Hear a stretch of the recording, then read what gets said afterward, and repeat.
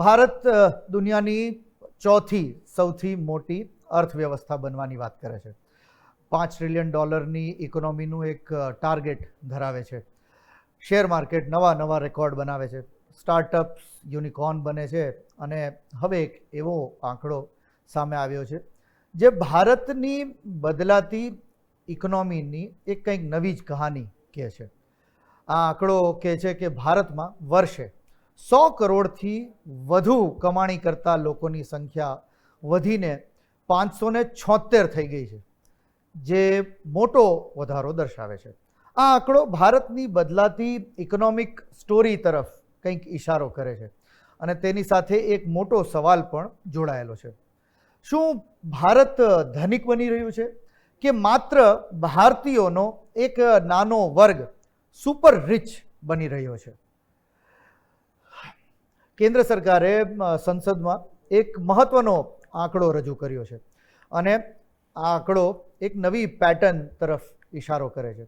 સરકારના આંકડા કહે છે કે એસેસમેન્ટ યર 2025-26 એટલે ઇન્કમ ટેક્સનું જે એસેસમેન્ટ યર હોય એ 2025-26માં 576 લોકોએ પોતાના ઇન્કમ ટેક્સ રિટર્નમાં 100 કરોડથી વધુ ગ્રોસ ટોટલ ઇન્કમ જાહેર કરી છે. 4 વર્ષ પહેલાં આ સંખ્યા માત્ર 142 હતી. એટલે માત્ર 4 વર્ષમાં 100 કરોડથી વધુ કમાણી કરતા લોકોની સંખ્યામાં એમ સમજો કે 4 ગણો એક તોતિંગ વધારો આપણે જોઈ રહ્યા છીએ. એટલે કે ભારત હવે માત્ર કમાતું નથી પણ સંપત્તિનું એક સર્જન પણ કરતું હોય એવું લાગે છે.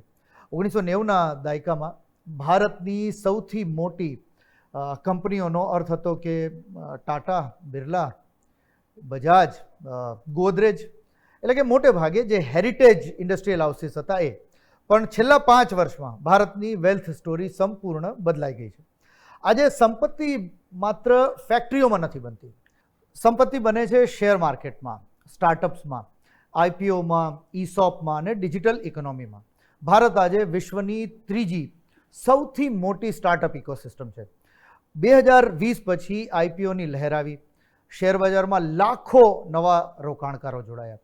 રિયલ એસ્ટેટ ફરી તેજીમાં આવ્યું.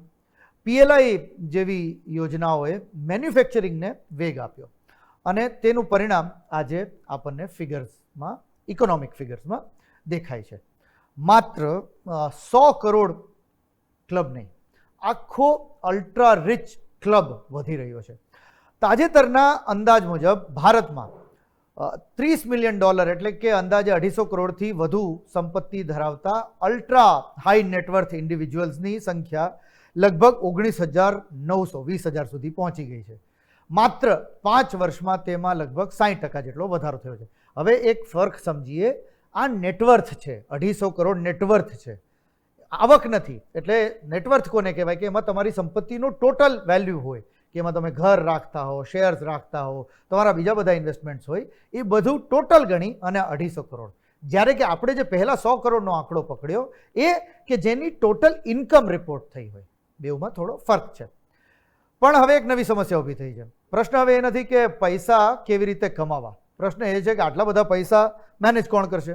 એક અહેવાલ મુજબ ભારતમાં લગભગ 20,000 અલ્ટ્રા રિચ લોકો સામે ડેડિકેટેડ વેલ્થ રિલેશનશિપ મેનેજર્સની સંખ્યા માત્ર 2,000 જેટલી હશે. એટલે સરેરાશ એક વેલ્થ મેનેજર પાછળ 10થી વધુ ultra high net worth rich clients. અને આવનારા વર્ષોમાં પણ આ માંગ ઝડપથી વધવાની સંભાવના છે. આ બતાવે છે કે ભારતમાં હવે એક નવી ઇન્ડસ્ટ્રી ઊભી થઈ છે. કઈ? તો કે વેલ્થ મેનેજમેન્ટ ઇન્ડસ્ટ્રી. એટલે પહેલાં તો તકલીફ હતી પૈસા કમાવા કેમ, હવે પૈસા મેનેજ કરવા માટે એક આખી નવી ઇન્ડસ્ટ્રી ઊભી થશે. અને વેલ્થ મેનેજ કરવા માટે family office, private banker, global investment adviser, estate planner, tax structuring expert, આવા ઓલ્ટરનેટિવ ઇન્વેસ્ટમેન્ટ ફંડ, આ બધાની એક ધીમે માંગ વધી રહી છે. એટલે ભારત હવે માત્ર મેન્યુફેક્ચરિંગ ઇકોનોમી નથી પણ એક વેલ્થ ઇકોનોમી પણ ધીમે બની રહ્યું હોય એવું આપણને દેખાય છે. પણ આ સુપર રિચ, તેમની વધતી વેલ્થ એક બાજુ છે અને ભારતનું એક બીજું પિક્ચર બીજી બાજુ છે. એક તરફ કેટલાક લોકો માટે પ્રશ્ન છે કે ભાઈ 500 કરોડ ક્યાં રોકવા, બીજી તરફ મધ્યમ વર્ગ માટે પ્રશ્ન છે કે ઘરની ઈએમઆઈ કેવી રીતે ભરવી, બાળકોની ફી કેવી રીતે ચૂકવવી, અને મેડિકલ ખર્ચ કેવી રીતના સંભાળવો, અને દર મહિને જે આ એસઆઈપી ચાલુ રાખી છે એ ચાલુ કરવી કે પછી એને બંધ કરવી. એક તરફ પ્રાઇવેટ બેન્કર્સની માંગ વધી રહી છે, બીજી તરફ મધ્યમ વર્ગ ડાયરેક્ટ ટેક્સ, મોંઘવારી અને વધતા જીવન ખર્ચ વચ્ચે બેલેન્સ જાળવવાનો પ્રયાસ કરે છે. એટલે જ ભારતમાં એક ચર્ચા સતત વધી રહી છે કે શું ગ્રોથનો સૌથી મોટો બેનિફિટ ક્યાંક ઉપરની લેયર એટલે કે માત્ર આ સુપર રિચ કે રિચ સુધી જ ક્યાંક સેન્ટ્રલાઇઝ નથી થતા, કે ભાઈ તેનો લાભ મધ્યમ વર્ગ અને સામાન્ય પરિવાર સુધી પણ એટલો જ બરાબર રીતના પહોંચી રહ્યો છે. આ પ્રશ્નનો જવાબ સીધો નથી, કારણ કે એક તરફ ગરીબીમાં ઘટાડો થયો છે એનો કોઈ ડાઉટ નથી, કરદાતાઓની સંખ્યા એટલે કે ટેક્સ પેયર્સની સંખ્યા વધી રહી છે, અને ફોર્મલ ઇકોનોમી પણ ક્યાંક બ્રોડન થઈ રહી છે. પરંતુ બીજી તરફ વેલ્થનું સેન્ટ્રલાઇઝેશન એટલે કે રૂપિયો કેન્દ્રિત અને ઇન્કમની જે ડિસ્પેરિટી હોય કે અમીર અને ગરીબ વચ્ચેનું અંતર, આ અંગેની ચર્ચા પણ સતત વધી રહી છે. એટલે ભારતની અર્થવ્યવસ્થામાં આજે બે કંઈક વિરોધાભાસી ચિત્રો આપણને એકી સાથે જોવા મળી રહ્યા છે. ભારત આજે પહેલાં કરતાં વધુ ઝડપથી વેલ્થ ક્રિએશન તરફ આગળ વધી રહ્યું છે. આ એક સારા સમાચાર છે, આપણે ખુશ થઈએ. પણ આગામી દાયકાનો સૌથી મોટો સવાલ કદાચ એ નહીં હોય કે ભારતમાં કેટલા લોકો 100 કરોડથી વધુ કમાય છે. સૌથી મોટો સવાલ એ હશે કે ભારત જે વેલ્થ ક્રિએટ કરી રહ્યું છે તેનો બેનિફિટ કેટલા વધુ લોકો સુધી પહોંચે છે.